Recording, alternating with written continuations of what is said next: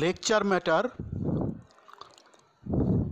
মামলা মকদ্দমার মূল কজ টাইটেল লেখার ফর্মুলা। কজ টাইটেল অফ মূল cause title of civil appeal C equal to capital BIPL ID2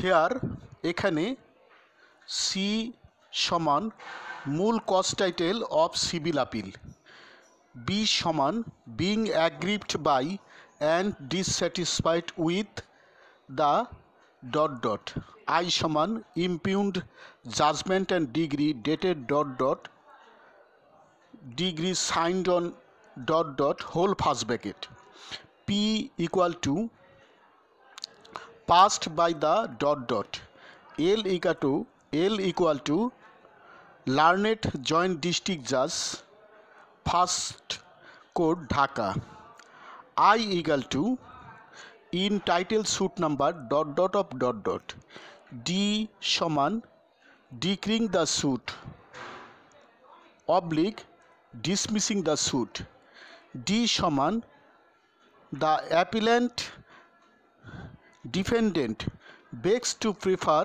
this memorandum of appeal before this honorable court on the following amongst other hyphen advices উপদেশ সমূহ।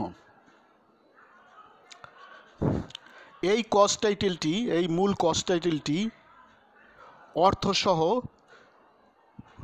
বুঝে মুখস্থ করুন।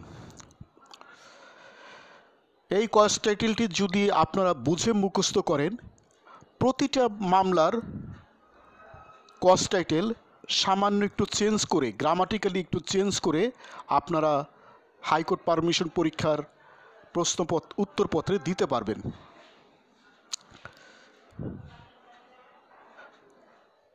আর English প্রশ্নের উত্তর সবসময় একটু বানিয়ে লিখতে হয়, সেক্ষেত্রে ইংলিশ গ্রামারে আপনাদেরকে পাকা হতে হবে। আর ইংলিশ গ্রামারে পাকা হওয়ার জন্য পার্টস অফ স্পিচ ভালো করে বুঝলেই যথেষ্ট। বিজ্ঞ আইনজীবী বন্ধুগণ, আপনারা যারা হাইকোর্ট পারমিশন পরীক্ষায়